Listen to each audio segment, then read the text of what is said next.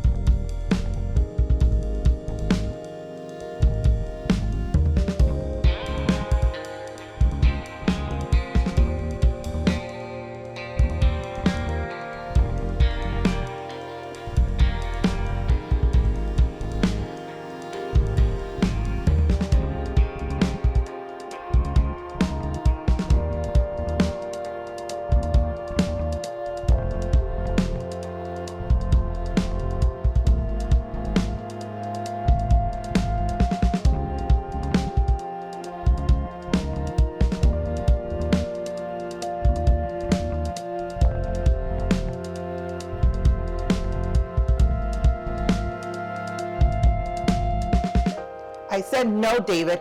Go to your room. No, I hate you.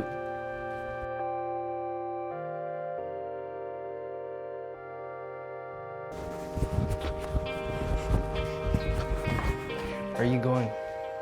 Just wait, David. I'm taking your mother to the hospital. Everything's gonna be all right. Just wait.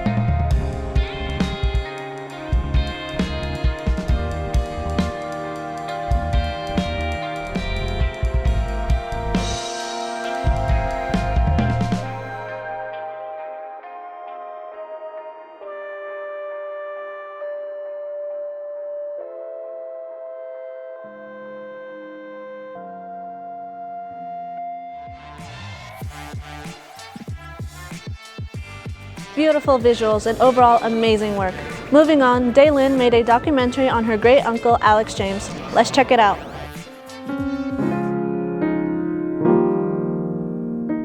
What got you into drawing? Being the only son, I was bored and they didn't have video games back in 1963. So you had a pencil or you bought little plastic army men and played with that or in the street. Imagination.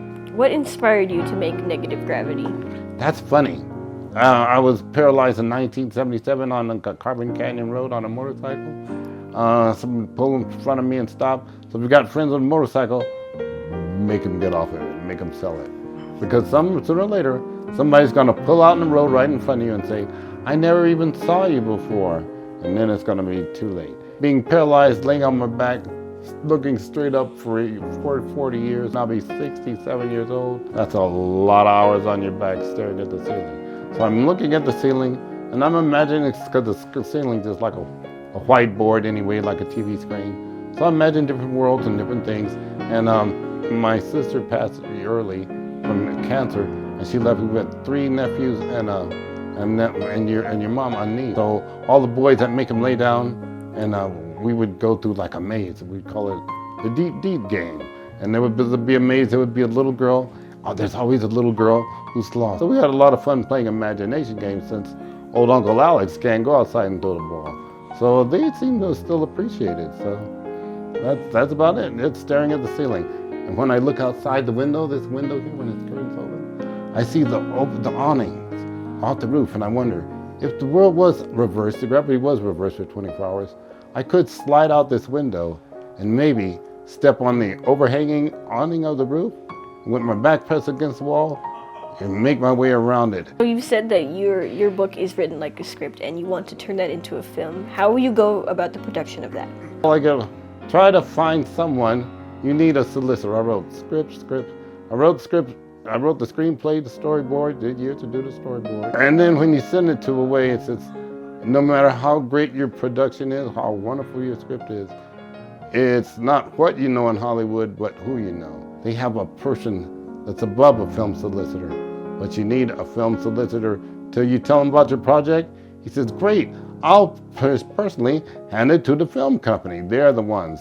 They're the middlemen. You know, nobody likes a middleman. So until then, I'm just rolling my wheels and growing older, and my beard's getting whiter.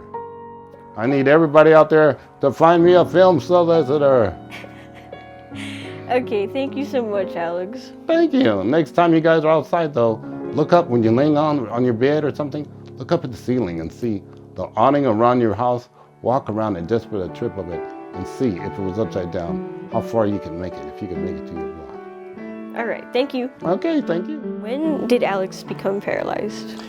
Alex was on a motorcycle. He was 19 years of age, and I don't know whether he lost control of it or what happened. All I know is I was home, and my job called me, and they said, you're home? I said, yes. He says, well, the police called your job here, and we told them you were home, and they were trying to reach you because your son had an accident, and he's in the hospital. I said, so here's the number to the police department. When I called the police department, he was at the hospital in our neighborhood. We lived in Chino, California. Hospital in Chino called to say that he was at Kaiser Hospital in San Bernardino. So they gave me the address and I drove out there.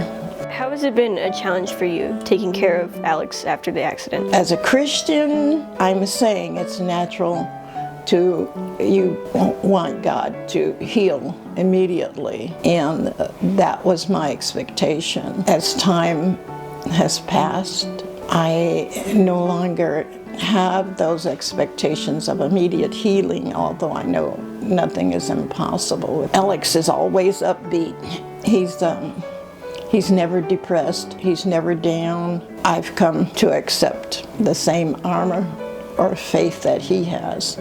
He seems to have accepted it, so consequently, I have accepted it as a way of life. I don't have the same expectations of instant healing as I did have, although I still acknowledge and accept and know that it is possible. Thank you, Daylin, for that wonderful interview. So next on our list is actually a short film that I made called Dream Buddies. Let's take a look.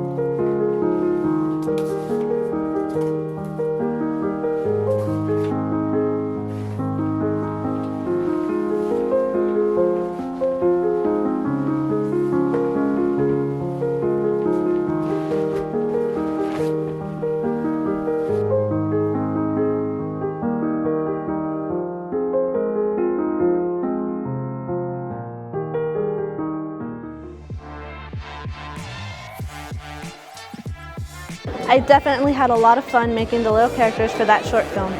Anyway, last but definitely not least, we've got Liminal Odyssey by Candace. But before that, don't forget to follow us on all of our socials. Thank you guys so much for watching. I'm Maritza, and this is your host, signing off.